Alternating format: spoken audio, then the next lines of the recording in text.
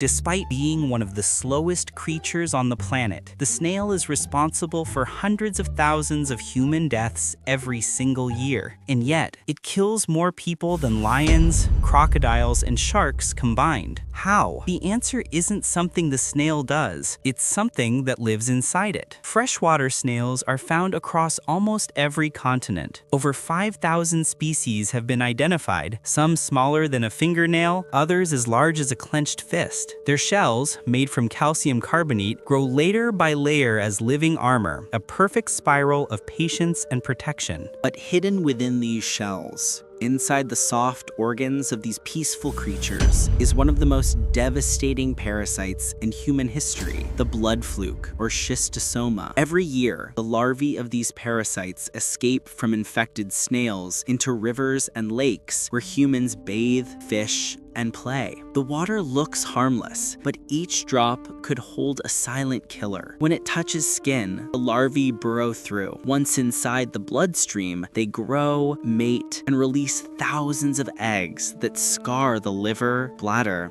and intestines. Over time, the body begins to fail, and the person, unaware that a snail started it all, slowly dies. Schistosomiasis, or snail fever, affects more than 200 million people worldwide. It's most common in regions where water is part of daily life. For many communities, avoiding the water isn't an option. It's where they wash, fish, and grow food. And that's exactly what the parasite depends on. It's a disease built on routine. Doctors describe it as one of the world's most quietly persistent killers. Not explosive like malaria or cholera, but relentless, year after year, slowly wearing down the body's defenses. Inside the veins of its victims, the fluke worms can live for decades. Some pairs mate for life, releasing eggs that never leave the body, turning the host into both a victim and carrier. And yet, the true architect of this cycle, the snail, remains untouched. While humans fight the disease, the snail continues its slow existence, feeding, breeding, and releasing more larvae into the water. If you travel to northern Tanzania, you'll find the small fishing villages that line the edge of Lake Victoria. But beneath that calm surface waits the same cycle that's been unfolding for centuries. Blood flukes released by infected snails drift invisibly between reeds. They cling to skin in seconds, so small you'd never notice. By the time you step out of the water, the infection has already begun. Within weeks, fever sets in. Within months, organs swell. Within years, the body begins to fail. And for millions of people, this disease will never even be diagnosed. It's mistaken for fatigue, for malnutrition, for something that just happens. That's the danger of a killer that moves slowly. It doesn't terrify, it wears you down. But not all deadly snails kill by carrying parasites. Some do it directly. These are the cone snails. More than 800 species of marine predators armed with one of the most complex venoms in nature. The most